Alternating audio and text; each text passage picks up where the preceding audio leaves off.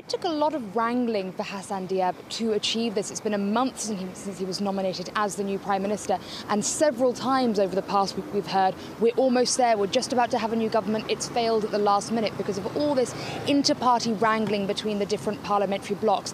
He only wanted to have 18 ministers in this cabinet. He eventually had to add two to satisfy some of those parties to give them extra ministers, and we ended up with a government of 20. And on the surface, it's a government of fresh faces. Hassan Diab saying, we've given you what you want, protesters. These are all non-politicians. They're specialists in their fields. And we are seeing a lot of engineers and economists coming into these roles, of course, at a time when Lebanon is struggling with an economic crisis and severe infrastructural problems. So on the surface, that's very pleasing.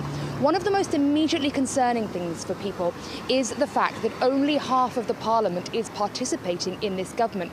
The way that Hassan Diab was nominated was that under the constitution, Lebanon has to have a Sunni prime minister. And Saad Hariri was the person that the Sunni-backed bloc, the alliance in government, wanted to have come back. He refused. So when Hassan Diab was nominated, he was nominated by this alliance of Hezbollah, the other main Shia party, Amal, and one of the main Christian parties, the FPM. So several parties have boycotted this new government. The main Sunni party, Saad Hariri's party, the Future Movement, two of the main Christian parties, and the main Druze party, they're not participating. That means it's going to be very difficult for this government to get things through the parliament, and also almost immediately people saying that they're not legitimate. And finally, concerns because Hezbollah is wielding such power in this new government and nominated Hassan Diab, concerns that there may be further international sanctions. Western backers who sent a lot of funding to Lebanon may stop doing it, and the country is in dire need of that money at the moment. Leila, you just mentioned that the government faces many challenges, but earlier we actually heard from President Aoun telling the government that they need to reassure the people about their future. At this point, does the protest movement feel reassured?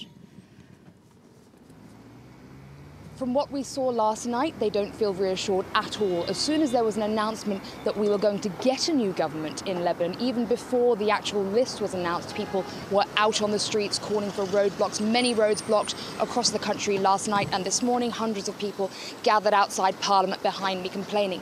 They have several concerns. Firstly, what I was just talking about, this one-sided government, on only one side of the alliance in Parliament, many of the MPs not supporting that government. Secondly, although on the surface, as I said, it looks like these people are not from the existing political class. Actually, when you look into their backgrounds, the majority of these ministers have at different times either been advisors to existing politicians or have very close personal links with them. So many people saying they've simply chosen their mates to come along and be in this new government. And also the fact that what protesters are calling for is an end to the sectarian government system here. They want a completely independent government. And this government, once again, was formed by different sectarian parties in the parliament wrangling over their quotas. People on the streets saying we are suffering, we can't pay our bills, huge inflation in the country rising by the day, and you're still in the parliament quibbling over quotas. This isn't what we're looking for. And almost immediately when the government was announced yesterday, the hashtag on social media trending was government of failure. Protesters don't seem to be accepting this as a way forward.